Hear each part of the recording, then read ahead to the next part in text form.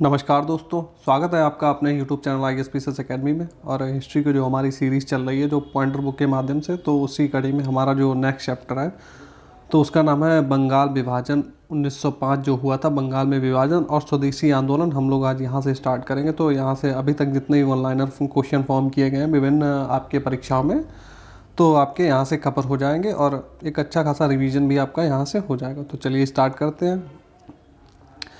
हड़प नीति, बंगाल विभाजन, स्थायी बंदोबस्त और सहायक संधि में से सबसे बाद में क्या हुआ था। तो जो ये आपके जो चीज़ें दी गई हैं कि हड़प नीति पहले लागू हुई, बंगाल का विभाजन पहले हुआ या फिर स्थायी बंदोबस्त, सहायक संधि में से ये पूछा गया कि इन जो घटनाएं हुई थी तो इनसे सबसे बाद में क्या हुआ था। तो बंगाल का विभाजन सबसे बाद में हुआ था और हड़प नीति बंगाल और ये क्या नाम है स्थायी बंदोबस्त, सहायक संधि ये पहले हुई थी इससे, बंगाल के विभाजन से। और बंगाल का विभाजन हुआ कब था? 16 अक्टूबर 1905 में। बंग भंग विरोधी आंदोलन प्रारंभ कब हुआ था?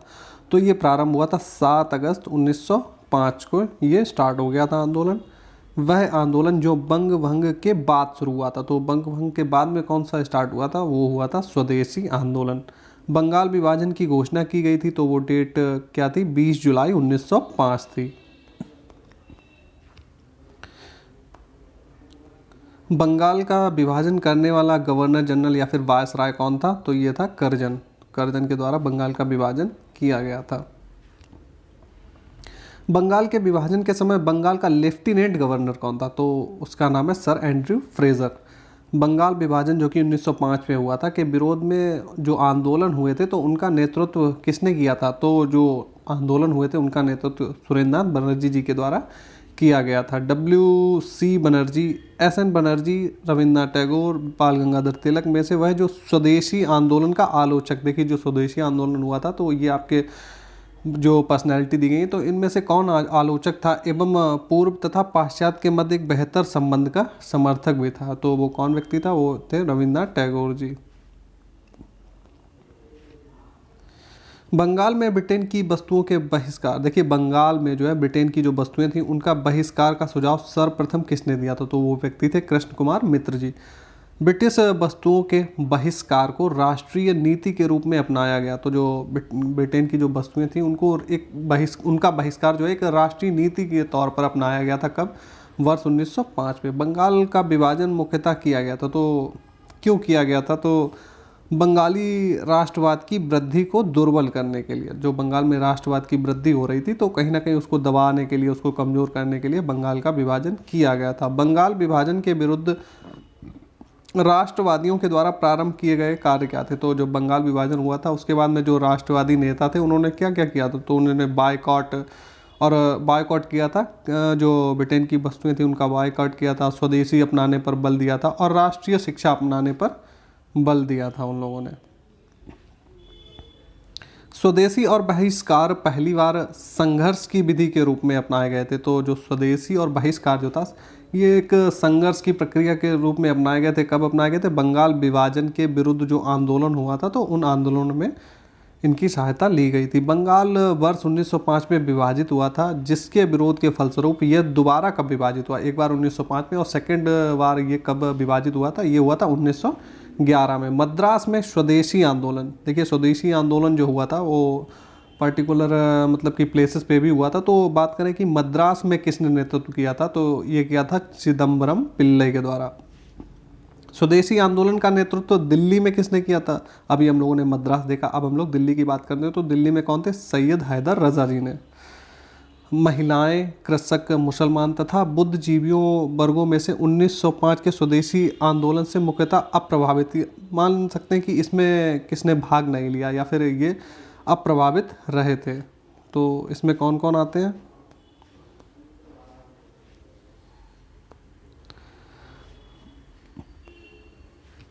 तो जो इसमें आते हैं उनको हम लोग देख लेते हैं। तो इसमें जो कृषक और मुसलमान थे वो इससे अप्रभावित रहे थे। नेक्स्ट क्वेश्चन देखते हैं कि वह आंदोलन जिसके दौरान वंदे मातरम राष्ट्रीय आंदोलन का शीर्षक गीत बन गया था, तो किस आंदोलन के दौरान बना था शीर्षक गीत? ये बना था स्वदेशी आंदोलन के दौरान। स्वदेशी की भावना से ओतप्रोत भारत के चरमपंथी राष्ट्रवादी आंदोलन के काल में जो इन्फॉर्मेशन आपको दी गई है, ये स्टेटमेंट वाइज आपको क्वेश्चन में पूछी गई थी। तो देखते हैं क्या क्या इन्फॉर्मेशन है। देखिए 1898 में राष्ट्रीय शिक्षा की योजना जो है सतीन्द्र चंद्र मुखर्जी के द्वारा तैयार की गई थी। 1898 जो राष्ट्रीय शिक्षा की योजना थी वो किसके द्वारा तैयार की गई थी? सतीश चंद्र मुखर्जी के द्वारा। और अगला देखते हैं कि बंगाल नेशनल कॉलेज की स्थापना वर्ष 1906 में हुई थी। कब हुई थी? 1906 में, जिसके प्रधानाचार्य कौन थे? अरविंद घोष जी थे। आगे देखते हैं कि टैगोर ने आत्मशक्ति की उपासना का उपदेश दिया था। तो आत्मशक्ति की उपासना का उपदेश किसने दिया था? ये दिया था टैगोर ने, जिसका मुख्य उद्देश्य क्या था? गाँव का सामाजिक और आर्थिक पुनरुद्धार करना, ये इसका मुख्य उद्देश्य था। आगे देखते हैं कि अश्विनी कुमार दत्त ने वारिसाल के मुस्लिम किसानों के आंदोलनों में उनका नेतृत्व किया था। तो जो अश्विनी कुमार दत्त थे, जो बारिसाल के मुस्लिम किसानों के जो आंदोलन हुए थे, तो उनका नेतृत्व भी किया था किसने? अश्विनी कुमार दत्त जी ने। आगे बढ़ते हैं हम लोग, इसी तरीके की इन्फॉर्मेटिव वाला देख लेते हैं कि स्वदेशी आंदोलन के बारे में सत्य कथन है। तो इसमें क्या क्या हुआ था? कुछ विशिष्ट मुसलमान जो है आंदोलन में शामिल हुए थे। कुछ ही मुसलमान इसमें शामिल हुए थे, सभी मुसलमान इसमें शामिल नहीं हुए थे। इसका मतलब ये है स्त्रियों ने आंदोलन में सक्रिय भागीदारी निभाई थी। और क्या था कि आंदोलन ने बंगाल के किसानों को ना तो अधिक प्रभावित ही किया, ना ही वे इसमें शामिल हुए। तो किसानों की बात करें तो उनको प्रभावित भी नहीं किया और ना ही ज़्यादा किसान इसमें शामिल हुए थे। और स्वदेशी आंदोलन केवल जो है बंगाल तक ही सीमित नहीं रहा था, ये देश के कई भागों में फैल गया था।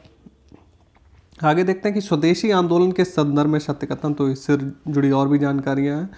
इसने स्वदेशी आंदोलन ने क्या किया था कि इसने देसी शिल्पकारों के कौशल तथा उद्योग को पुनर्जीवित करने में योगदान दिया था। तो स्वदेशी आंदोलन जब हुआ था तब जो राष्ट्रवादी नेता थे उन्होंने इंग्लैंड के माल का जो है बायकॉट किया था। तो जो फिर अब उनका पूर्ति करने के लिए जो घरेलू स्तर पर जो शिल्पकार और उद्योगी थे, तो उनको कहीं ना कहीं अब लोग जो है स्वदेशी वस्तुएं जब खरीदेंगे तो कहीं ना कहीं वो भी इनको लाभ पहुंचा। इसीलिए कहते हैं कि इनको पुनर्जीवित करने में योगदान इसने दिया था। और स्वदेशी आंदोलन के एक अवयव के रूप में राष्ट्रीय शिक्षा परिषद की भी एक स्थापना हुई थी।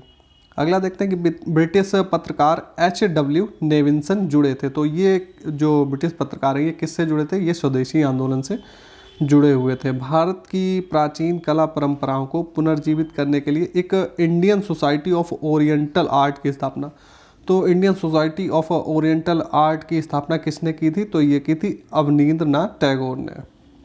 और किस लिए की थी? जो भारत की प्राचीन कलाओं की जो परंपरा थी उनको पुनर्जीवित करने के लिए। तो स्वदेशी आंदोलन और हम लोगों ने बंगाल विभाजन वाले क्वेश्चन देख ली। अब हम लोग देखेंगे कांग्रेस के जो अधिवेशन हुए थे बनारस, कलकत्ता एवं सूरत में जो अधिवेशन हुए थे, तो उनमें क्या क्या जो है महत्वपूर्ण घटनाएं हुई थी। चलिए अब हम लोग देख लेते हैं उनको। बात करते हैं कि भारतीय राष्ट्रीय कांग्रेस के 1905 के जो बनारस अधिवेशन के अध्यक्ष कौन थे। देखिए बनारस का अधिवेशन, देखिए क्वेश्चन आपसे इस तरीके से पूछा जाएगा कि बनारस का अधिवेशन कब हुआ था? 1905 में हुआ था। और इसके अध्यक्ष कौन थे? गोपाल कृष्ण गोखले जी। वर्ष 1906 में कलकत्ता कांग्रेस अधिवेशन की अध्यक्षता किसने की थी? तो की थी दादाभाई नौरोजी ने। तो कलकत्ता का अधिवेशन, जो आपसे क्वेश्चन घुमा फिरा के पूछ सकता है कि कलकत्ता का अधिवेशन जिसकी अध्यक्षता दादाभाई नौरोजी ने की थी वो किस वर्ष आयोजित हुआ था, या फिर 1906 के पूछ लेगा कांग्रेस के कलकत्ता अधिवेशन की अध्यक्षता किसने की। इस तरीके से आपको क्वेश्चन आपको घुमा फिरा के आपको रिपीट होगा, तो ये बातें आपको याद रखनी है। देखिए ये क्वेश्चन पूछा गया था, इन्फॉर्मेटिव वाला क्वेश्चन था, तो इसमें इन्फॉर्मेशन दी गई थी और बताना था कि ये किस व्यक्ति के बारे में इन्फॉर्मेशन है। तो पहले हम लोग देख लेते हैं ये है किसके बारे में। ये है गोपाल कृष्ण गोखले जी के बारे में। अब इनके बारे में क्या इन्फॉर्मेशन है, चलिए हम लोग देखते हैं कि 18 वर्ष की आयु में इन्होंने स्नातक किया था। 20 वर्ष की आयु में प्रोफेसर तथा सुधारक के सह संपादक बने। तो सुधारक क्या है? वो सुधारक जो है एक पत्रिका थी। और क्या आगे देखते हैं कि 25 वर्ष की आयु में सार्वजनिक सभा और प्रांतीय सम्मेलन के मंत्री, और 29 वर्ष की आयु में राष्ट्रीय कांग्रेस के मंत्री बने। 31 वर्ष की आयु में महत्वपूर्ण रॉयल सीमा कमीशन जो था उसके समक्ष अग्रणी प्रवाह किया, और 34 वर्ष की आयु में प्रांतीय विधायक बने। 36 वर्ष की आयु में इम्पीरियल विधायक बने, और 39 वर्ष की आयु में भारतीय राष्ट्रीय कांग्रेस के अध्यक्ष बने। तो एक देशभक्त जिसे महात्मा गांधी जी ने अपना गुरु भी माना है, तो ये पूछा गया था। इन शब्दों में एक जीवनीकार ने वर्णन किया, तो ये किसके बारे में थी? तो ये थी गोपाल कृष्ण गोखले के बारे में। तो यहाँ से आप ये भी देख सकते हैं कि महात्मा गांधी जी के गुरु कौन थे? गोपाल कृष्ण गोखले थे, जो कि इनको राजनीतिक गुरु कहा जाता है। गोपाल कृष्ण गोखले जो है गांधी जी के राजनीतिक गुरु थे। आगे बढ़ते हैं कि स्वराज के तौर पर राष्ट्रीय मांग के रूप में सर्वप्रथम किसने रखा था। तो स्वराज जो है राष्ट्रीय मांग के रूप में सर्वप्रथम किसके द्वारा रखा गया था, ये रखा गया था दादा भाई नौरोजी के द्वारा। कांग्रेस के मंच से भारतीय राष्ट्रीय कांग्रेस के जिस अधिवेशन में प्रथम बार स्वराज शब्द का व्यक्त किया या इस्तेमाल किया गया था, तो वो कौन सा अधिवेशन था, जो कलकत्ता का अधिवेशन हुआ था 1906 में, वहाँ पर सबसे पहले ये शब्द व्यक्त किया गया था। स्वराज शब्द का सर्वप्रथम प्रयोग किसने किया था, तो ये किया गया था दयानंद सरस्वती जी के द्वारा। भारत में grand old man of India की जो उपाधि है वो किसको दी जाती है, दादा भाई नौरोजी को, तो इनको ही कहा जाता है grand old man of India. अगला इंफॉर्मेटिव वाला क्वेश्चन है, तो हम लोग देख लेते हैं कि दादा भाई नौरोजी के विषय में ये इन्फॉर्मेशन दी गई है कि उन्होंने poverty and un British rule in India पुस्तक लिखी, तो ये पुस्तक इन्होंने लिखी। दूसरा और क्या है इनके बारे में जानकारी, उन्होंने गुजराती के प्रोफेसर के रूप में यूनिवर्सिटी कॉलेज ऑफ लंदन में कार्य किया। देखिए गुजराती भाषा के प्रोफेसर जो थे वो कहाँ पर ये थे, तो ये लंदन में थे गुजराती भाषा के प्रोफेसर। और देखते हैं कि उन्होंने बम्बई में महिला शिक्षा की नींव रखी, तो महिला शिक्षा की नींव भी इन्होंने रखी थी कहाँ पर, बम्बई में। वे ब्रिटिश पार्लियामेंट के सदस्य के रूप में उदारवादी पार्टी के टिकट पर चुने गए, तो जो ब्रिटिश की जो पार्लियामेंट है वहाँ की आप संसद बोल सकते हैं, तो वहाँ पर भी ये चुने गए थे। तो और किस पार्टी से, उदारवादी जो पार्टी है ब्रिटेन की, तो उस पार्टी से इन्होंने इलेक्शन भी लड़ा था और ये जीते भी थे। आगे बात करते हैं कि दादा भाई नौरोजी के विषय में सत्य कथन, हम लोग और भी इंफॉर्मेशन के बारे में चलिए देख लेते हैं कि वह पहले भारतीय थे जो एल्फिंस्टन कॉलेज बम्बई में गणित एवं भौतिकी के प्रोफेसर नियुक्त हुए। 1892 में उन्हें जो है ब्रिटिश पार्लियामेंट का एक सदस्य निर्वाचित किया, जो वही अभी हम लोगों ने ऊपर देखा था कि जो पार्टी से जो उन्होंने टिकट लेकर जो चुनाव जीता था, तो वो कब जीता था, 1892 में। उन्होंने एक गुजराती पत्रिका राष्ट्र गुफ्तार का आरंभ किया था, तो राष्ट्र गुफ्तार पत्रिका किसकी है, दादा भाई नौरोजी की। ब्रिटिश पार्लियामेंट में चुने जाने वाले प्रथम भारतीय कौन है, तो ये है दादा भाई नौरोजी जी। नरम दल और गरम दल के रूप में भारतीय राष्ट्रीय कांग्रेस का देखिए विभाजन हो गया था, नरम दल और गरम दल। तो ये कौन से कांग्रेस के अधिवेशन में हुआ था, जो सूरत में अधिवेशन हुआ था वहाँ से ये विभाजन हो गया था। 1907 के भारतीय राष्ट्रीय कांग्रेस के सूरत के वार्षिक अधिवेशन के अध्यक्ष कौन थे, तो जो इनका विभाजन हुआ था जो सूरत अधिवेशन में, तो सूरत अधिवेशन जो वो हुआ कब था, 1907 में, और इसकी अध्यक्षता किसने की थी, आर.बी. घोष ने। आगे बढ़ते हैं कि भारतीय कांग्रेस उदारवादियों एवं उग्रवादियों में कब विभाजित हुई, तो ये जो सूरत का अधिवेशन 1907 में हुआ था, तो इनमें विभाजन हो गया था। अगला देखते हैं कि भारतीय राष्ट्रीय कांग्रेस के वर्ष 1906 में विख्यात जो कलकत्ता का अधिवेशन हुआ था उसमें 4 संकल्प पारित किए गए थे। तो सूरत में वर्ष 1907 में हुए कांग्रेस के अगले अधिवेशन में इन चारों संकल्पों को स्वीकार करने अथवा उन्हें अस्वीकार करने के प्रश्न पर कांग्रेस में विभाजन हो गया था। तो चलिए हम लोग देख लेते हैं कि जो कौन से वो प्रश्न थे जिनकी, देखिए 1906 में प्रस्ताव रखे गए थे ये 4 संकल्प, इनकी वजह से जो ये जो अधिवेशन हुआ था, तो मीटिंग में लोगों ने 4 उद्देश्य रखे थे कि हम लोगों को ये अपनाने चाहिए। तो कुछ नेता उसके पक्ष में थे, कुछ विपक्ष में थे, कुछ लोग उनको अपना रहे थे, कुछ नहीं अपना रहे, तो यही विवाद के चक्कर में जो है कांग्रेस में विभाजन हो गया था। तो वो कौन कौन से 4 संकल्प थे, जैसे कि एक स्वदेशी आंदोलन हुआ था, बहिष्कार आंदोलन, राष्ट्रीय शिक्षा और सुशासन, ये 4 जो संकल्प थे, इन्हीं के कारण जो है विभाजन हो गया था, कांग्रेस 2 धड़ों में बंट गई थी। 20वीं सदी के प्रारंभिक वर्षों में कांग्रेस में विभाजन की प्रक्रिया शुरू हो गई थी। कब शुरू हो गई थी, 20वीं सदी के प्रारंभिक वर्षों में। तो आगे देखते हैं कि कांग्रेस आंदोलन की रणनीतियों पर, कांग्रेस आंदोलन के उद्देश्यों पर और कांग्रेस आंदोलन में लोगों की भागीदारी पर जो है ये विभाजन की प्रक्रिया स्टार्ट हो गई थी। तो ये मुद्दे भी कहीं ना कहीं जुड़े हुए हैं। भारतीय राष्ट्रीय कांग्रेस का प्रथम विभाजन कब हुआ था, तो ये हो गया था वर्ष 1907 में सूरत के अधिवेशन में। सूरत विभाजन का जो नेतृत्व किया था वो किसने किया था, ये किया था बाल गंगाधर तिलक जी ने।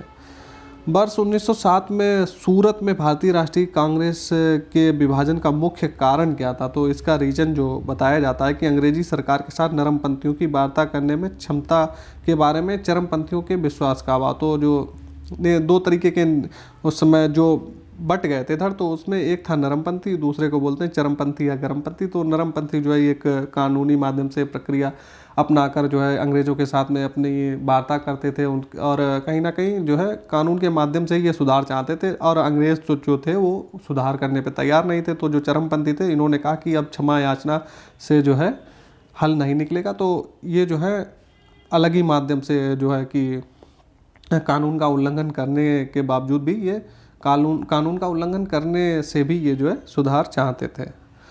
अब हम लोग बात करते हैं कि मुस्लिम लीग का गठन। देखिए मुस्लिम लीग का गठन कब हुआ था? 1906 में। तो इससे जुड़ी हुई जानकारी हम लोग देख लेते हैं कि सर सैयद अहमद खां, सर मोहम्मद इकबाल, आगा खां तथा नवाब सलीमुल्लाह खां में से ऑल इंडिया मुस्लिम लीग की स्थापना की थी। तो ये आपको पर्सन दिए हैं, तो इनमें से कौन वो पर्सन था जिसने ऑल इंडिया मुस्लिम लीग की स्थापना की थी? तो वो था नवाब सलीमुल्लाह खान जी थे जिन्होंने इसकी स्थापना की थी। वर्ष 1906 में मुस्लिम लीग की स्थापना हुई थी। कहाँ पर हुई थी? तो ये हुई थी ढाका में। ढाका अभी कहाँ पर है? बांग्लादेश में। मुस्लिम लीग का प्रथम अध्यक्ष किसको जो बनाया गया था? तो ये बनाया गया था आगा खां को। देखिए मुस्लिम लीग का प्रथम अध्यक्ष आगा खां, स्थापना किसने की थी? नवाब सलीमुल्लाह खान ने। और कब हुई थी? 1906 में। और जो प्लेस था वो कहाँ पर था? ढाका में। ये आपको जानकारी होनी चाहिए। वर्ष 1907 में मुस्लिम लीग का वार्षिक अधिवेशन हुआ था। वर्ष 1907 में कहाँ पर हुआ था? तो ये हुआ था कराची में।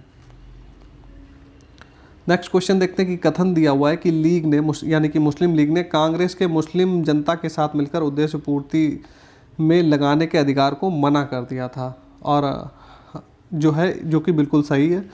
और कारण देखते हैं कि वैसा अधिकार अकेली मुस्लिम लीग का ही था। नहीं, ऐसा मुस्लिम लीग चाहती थी, लेकिन ऐसा तो नहीं है कि उसका ही अकेला ये अधिकार था। तो इस वजह से हमारा आर गलत हो जाता है। वो मुस्लिम लीग चाहती थी लेकिन ये उसका कोई था नहीं अधिकार, लेकिन वो ऐसा चाहती थी कहीं ना कहीं।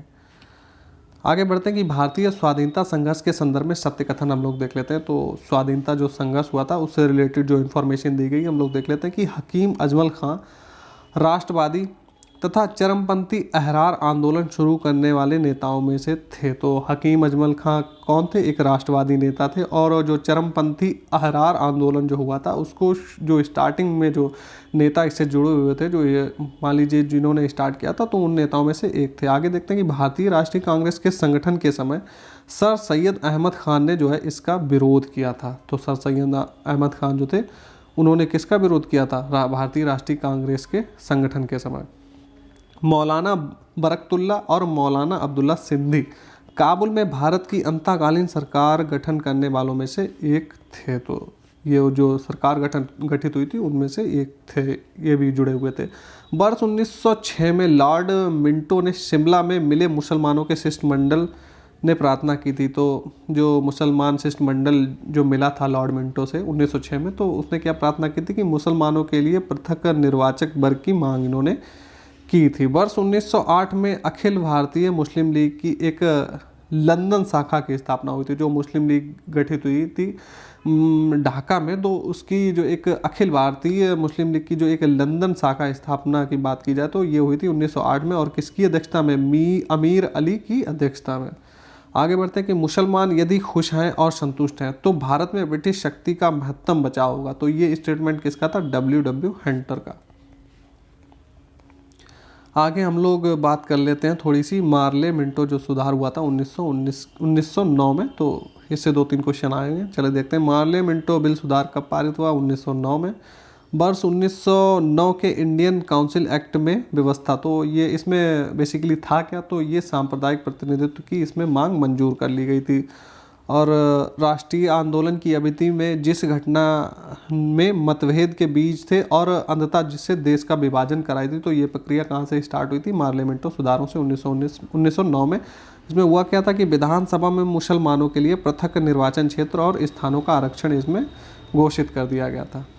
अब हम लोग देखते हैं कि जो दिल्ली दरबार स्थापित हुआ था और राजधानी जो कलकत्ता से दिल्ली बनाई गई थी, तो उससे रिलेटेड जो भी जानकारी है चलिए देखते हैं कि ब्रिटिश काल में दिल्ली के पहले भारत की राजधानी कौन सी थी? तो कलकत्ता थी। हम लोग देख चुके हैं कि वर्ष 1912 में जब राजधानी कलकत्ता से दिल्ली लाई गई तो उस समय भारत का वायसराय कौन था? तो वायसराय थे लॉर्ड हार्डिंग, जब राजधानी दिल्ली बनाई गई थी। दिल्ली भारत की राजधानी बनी थी कब? 1912 में। नोट नोट इन्फॉर्मेशन देख लेते हैं कि वर्ष 1911 में बंगाल विभाजन को रद्द कर भारत की राजधानी कलकत्ता से दिल्ली स्थानांतरित करने की घोषणा की गई थी। देखिए, अगर आपसे क्वेश्चन में पूछा जाए दिल्ली राजधानी बनाने की घोषणा कब की गई, तो ये की गई थी 1911 में, और बन कब गई थी, 1912 में। वह जिसके राजकीय प्रवेश के अवसर पर दिल्ली में बम फेंका गया था, तो कौन था, लॉर्ड हार्डिंग पर बम फेंका गया था। ब्रिटिश शासन के दौरान बिहार को एक अलग प्रांत का दर्जा प्राप्त हुआ था, तो ये कब प्राप्त हुआ था, वर्ष 1912 में बिहार को एक अलग राज्य का दर्जा प्राप्त हो गया था। भारतीय राज्य के रूप में बिहार का गठन कब हुआ था, तो बिहार का गठन हुआ था 1912 में। बिहार को एक अलग प्रांत बना दिया गया था। अगला जो हमारा चैप्टर है कांग्रेस का लखनऊ अधिवेशन, जो कांग्रेस का अधिवेशन हुआ था लखनऊ में, तो उसमें क्या हुआ था देखते हैं कि दिसंबर 1916 में Indian national Congress, Indian Muslim league एक ही समय पर अधिवेशन आयोजित किए थे, तो लखनऊ में। देखिए, जो 1916 में अधिवेशन हुए थे कांग्रेस और मुस्लिम लीग का, तो दोनों का प्लेस क्या था, लखनऊ। वर्ष 1916 में भारतीय राष्ट्रीय कांग्रेस के लखनऊ अधिवेशन की अध्यक्षता किसने की थी, तो कांग्रेस की अध्यक्षता की थी AC मजूमदार जी ने। कांग्रेस और मुस्लिम लीग के बीच प्रसिद्ध लखनऊ समझौते पर हस्ताक्षर हुआ था, तो ये किस वर्ष हुआ था, वर्ष 1916 में। अतिवादियों एवं उदारवादियों के पुनर्मिलन की प्रक्रिया में एक प्रमुख शिल्पी थी, तो जो अतिवादी, जो नरमपंथी और गर्मपंथी जो विभाजित हो गए थे कांग्रेस, तो बात करें उनके पुनर्मिलन में जो प्रमुख भूमिका निभाई थी, तो किसने निभाई थी, एनी बेसेंट जी ने निभाई थी। वर्ष 1916 में मुस्लिम लीग और कांग्रेस के मध्य समझौता किसने करवाया था, तो एनी बेसेंट और बाल गंगाधर तिलक दोनों लोगों ने ही इसमें कार्य किया था। कांग्रेस के वर्ष 1916 के अधिवेशन में लिया गया मुख्य दूरगामी परिणाम वाला निर्णय क्या था, तो कांग्रेस मुस्लिम लीग की जो पृथक निर्वाचन क्षेत्र की मांग थी, वो कांग्रेस के द्वारा स्वीकार कर ली गई थी।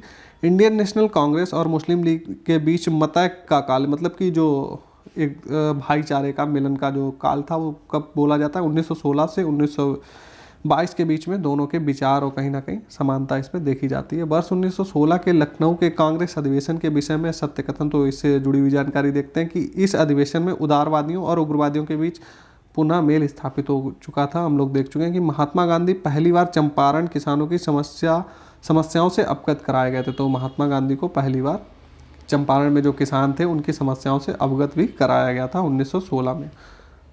नेक्स्ट चैप्टर हमारा है होम रूल लीग जो आंदोलन हुआ था, तो उससे जुड़ी हुई जानकारी देख लेते हैं कि होम रूल लीग आंदोलन सर्वप्रथम आरंभ किसने किया था, तो ये किया था एनी बेसेंट जी ने। वर्ष 1915-16 में 2 होम रूल लीग आरंभ की गई थी, तो एक बाल गंगाधर तिलक जी की थी और एक किसकी थी, एनी बेसेंट की। एनी बेसेंट मुख्यतः संबद्ध रही थी गृह शासन आंदोलन, गृह शासन आंदोलन को ही बोला जाता है होम रूल आंदोलन। प्रथम विश्व युद्ध के दौरान आंदोलन जो भारत में लोकप्रिय हुआ था वह कौन सा था, तो होम रूल आंदोलन जो था भारत में लोकप्रिय हुआ था कब, जब प्रथम विश्व युद्ध चल रहा था।